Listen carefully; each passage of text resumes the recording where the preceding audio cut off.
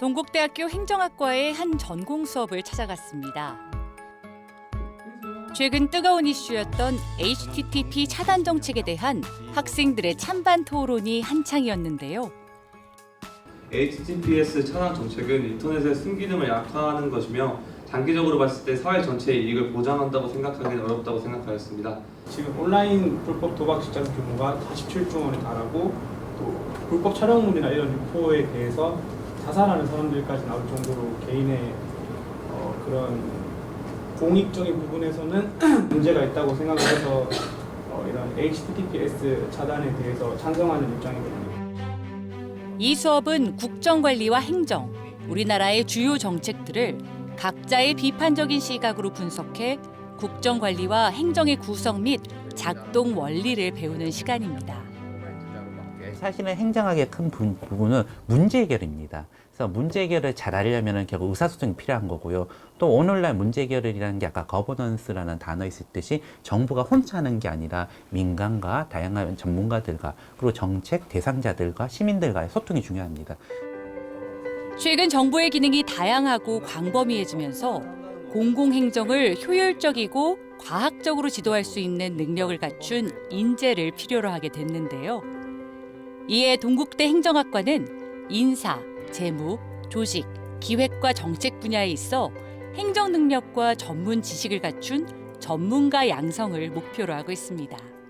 사실 모든 조직이 중요한 거는 돈하고 사람에 대한 건데 행정학도 역시 정부 조직에서 어떻게 사람들을 관리할까, 어떻게 공무원을 어떻게 뽑을까, 그리고 정부에서 이제 돈이라고 하면 예산인데 예산을 어떻게 이제 다룰까에 대한 배우는 학문이고요. 이에 따라 정부 기관 외에 일반 기업체에서 요구되는 전문 행정인을 배출하기 위한 교과목들도 개설돼 있습니다.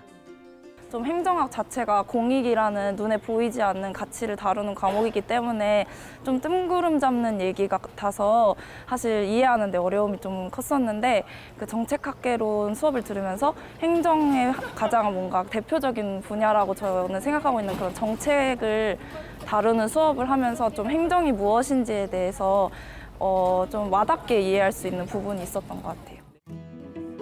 한편 행정학 전공자는 국가정부 기관은 물론이고 공사 등의 정부 투자기관, 금융기관, 언론기관, 일반 기업체 등 사회 전 분야로의 진출이 가능한데요.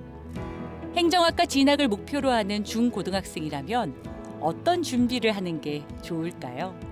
아무래도 고등학교 수업을 듣다가 바로 행정학과 수업을 들으면은 상당히 좀 고등학교 커리큘럼과 되게 다르게 느껴져서 어려울 수가 있기 때문에 진짜 행정학과에 와서 관련 지식을 효과적으로 얻고 싶다면은 저는 아무래도 좀 정치나 법조 고등학교에서 배우는 그런 과목들에 좀 치중을 두어서 좀 공부를 미리 좀 하다가 왔으면 좋겠고요. 경영, 경제학과 다른 것 중에 하나는 공적인 마인드를 가지고 있느냐가 되게 중요합니다.